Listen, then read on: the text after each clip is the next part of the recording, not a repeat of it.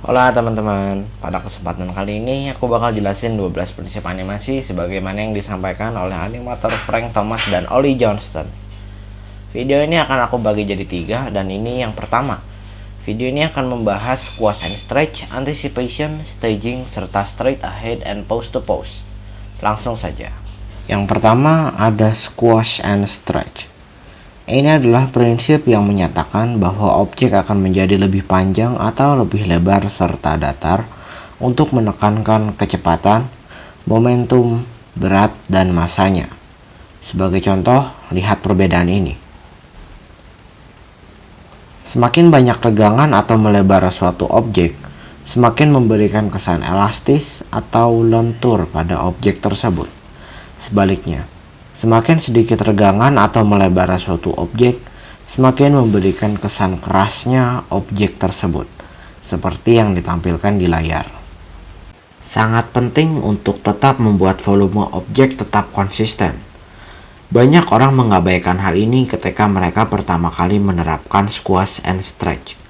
Maksudnya, ketika suatu benda semakin panjang, ia juga semakin sempit. Sebaliknya, jika suatu benda lebih pendek, ia juga semakin lebar. Hal penting lainnya adalah bahwa objek tidak harus selalu melakukan peregangan sepanjang waktu. Ketika benda mulai terjatuh, objek memiliki bentuk normal sebagian besar, dan ketika hampir menyentuh bagian permukaan bawah, di sanalah regangan banyak diterapkan. Jadi, jangan asal-asalan menggunakan prinsip ini. Yang kedua adalah anticipation. Prinsip ini diterapkan ketika sebuah karakter mempersiapkan suatu tindakan untuk memberi petunjuk kepada penonton apa yang ingin dilakukan supaya terlihat lebih realistis. Contohnya, gerakan tinju. Untuk menambah kekuatan tinjuan dan menunjukkan kepada penonton bahwa karakter akan meninju, karakter akan menarik lengannya ke belakang dan memukul. Tanpa adanya antisipasi, pukulan akan terlihat sangat lemah. Antisipasi akan membantu memberi petunjuk kepada penonton dengan mempersiapkan karakter untuk gerakan selanjutnya. Ini bisa terjadi dalam banyak cara. Jika sebuah karakter akan mengambil sesuatu dari saku mereka, mereka akan mengangkat tangan mereka ke atas di udara sebelum memasukkan tangan mereka ke saku. Sebaliknya, tanpa hal tersebut, penonton akan kebingungan bagaimana cara karakter mengambil benda tersebut. Hal yang paling penting bagi para penonton adalah harus menyadari adanya saku dan tangan. Katakanlah sesuatu terjadi di kiri. Karakter akan bersiap dengan hal itu dengan mengarahkan pandangan mereka ke arah tersebut. Mengarahkan penonton untuk melihat ke arah tersebut juga. Penting untuk membuat penonton memahami apa yang terjadi tanpa harus menontonnya berulang kali.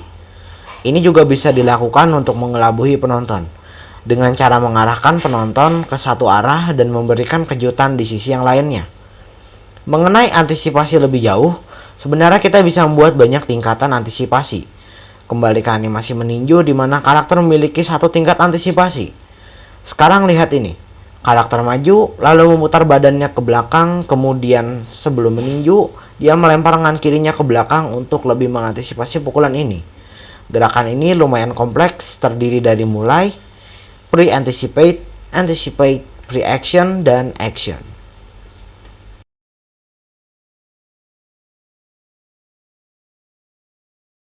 Yang ketiga adalah staging atau pementasan. Pementasan adalah sebuah pengaturan suatu adegan, posisi kamera, maupun pose sebuah karakter supaya lebih dimengerti oleh penonton. Jelas sekali bahwa ini adalah prinsip yang mencakup begitu banyak bidang animasi. Prinsip ini bisa diterapkan ke bagian acting, timing, sudut kamera, serta posisi kamera dan latar belakang.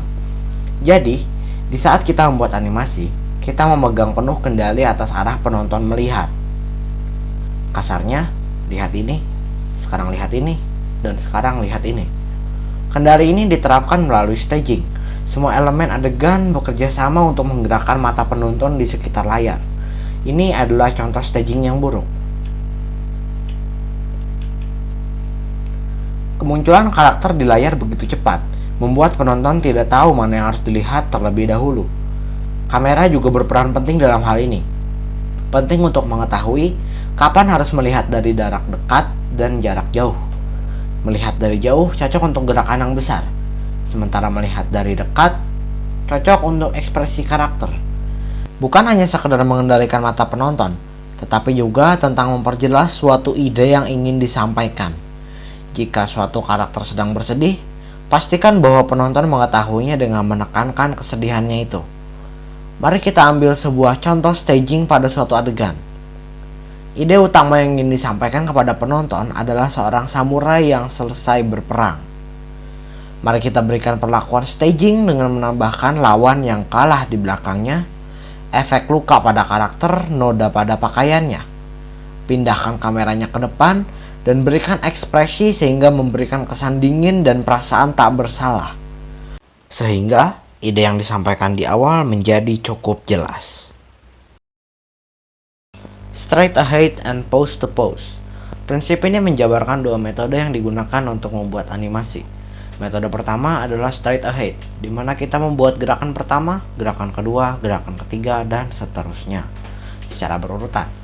Metode kedua adalah pose to pose, di mana kita membuat gerakan awal dan akhir untuk setiap gerakan utama dan kembali lagi untuk mengisi gerakan kosong atau yang biasa disebut in between di antaranya.